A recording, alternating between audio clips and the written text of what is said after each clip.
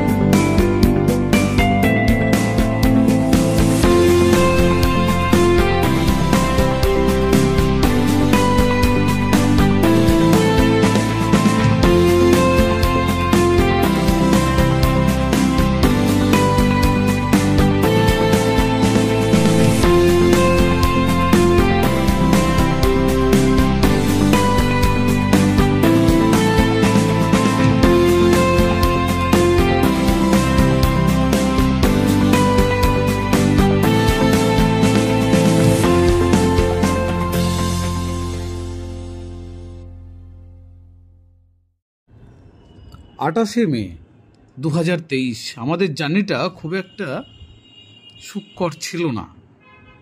বেশ দীর্ঘ একটা জার্নি। লাচেন হোটেলে তখন ভোর 4:30। বাইরেটা পরিষ্কার সকাল।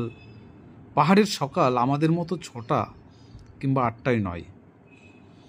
জানালায় একটা সতেজ মানি প্ল্যান্ট হয়ে আমার মুখ আর ঘাড় ঠান্ডা হাওয়ায় দুলছিল সূর্য দেখার জন্য। রূপোর মতো চকচকে একটা পাহাড়ে আমি যখন বেনিয়া সহকলা হয়ে লুটিয়ে পড়ছি, তখন আরও একটা ঘাড় আমার পাশে লাউডাগা হয়ে ঝুলতে লেগেছে।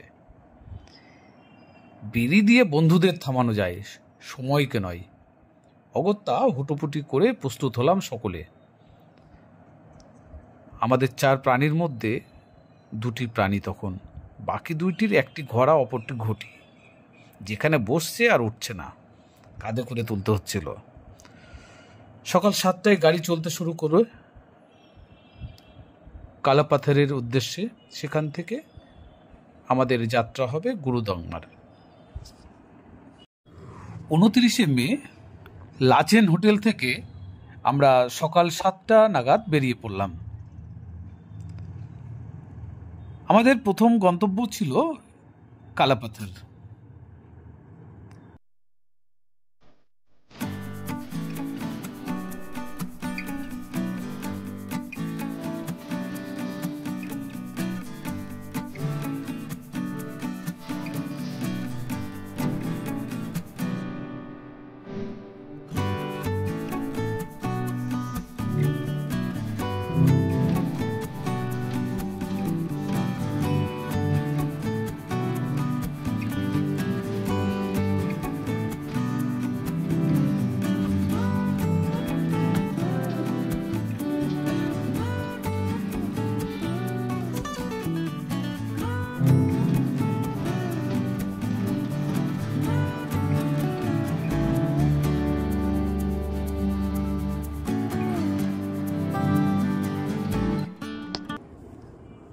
আমরা 4 জনে রওনা দিয়েছিলাম, তার মধ্যে 2 জন খুবই অসুস্থ হয়ে পড়ে।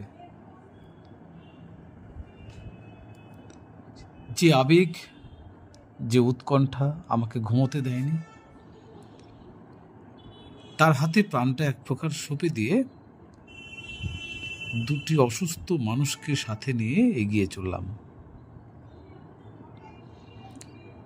বেলা গড়িয়ে চলে, রাস্তা ফুরিয়ে আসে, এক অদ্ভুত নির্জনতা আমাদের গ্রাস করতে থাকে।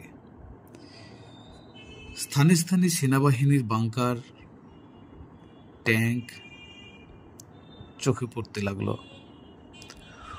কুরুক্ষেত্রের শেষ দৃশ্যের মাঝখান দিয়ে যেন শো শো করে গাড়ি ছুটে চলেছে। হঠাৎ বড় বড় বোল্ডার সহ এক উঁচু ঢিপি আমাদের সামনে এলো। गाड़ी थम के दाঁড়ালো। और रास्ता नहीं है इधर से, रास्ता निकल के जाना होगा। বলতে বলতে ড্রাইভার পিকআপ বাড়িয়ে দিল। দুলতে দুলতে কিছুটা এগিয়ে গাড়ি স্টার্ট বন্ধ হয়ে গেল। কিছুক্ষণ দাঁড়িয়ে এক ঝোল মারল এবং যেখানে গিয়ে দাঁড়ালো তা বর্ণনার জন্য ভাষা নয়, রং তুলি একমাত্র অবলম্বন হতে পারে। ওদের গাড়িতে বসতে বলে আমি গেট খুলে নামলাম। নামতেই মাথাটা চক্কর দিয়ে উঠল। সেলফি স্টিকটা শক্ত করে ধরে মাতালের মতো ফটাফট ছবি তুলতে লাগলাম, কোনো দিকে ভ্রুক্ষেপ না করে। ছবির ব্যাকরণ তখন মাথায় নেই, একই ছবি বারবার ক্লিক করে গেলাম। কারোর কোনো কথা স্পষ্ট শোনা যাচ্ছিল না, কেমন ঝাপ লাগায় এক পরিবেশ। রঙিন ছোট্ট হ্রদটির পিছনে সাদা টোপর পড়া এক পাহাড়।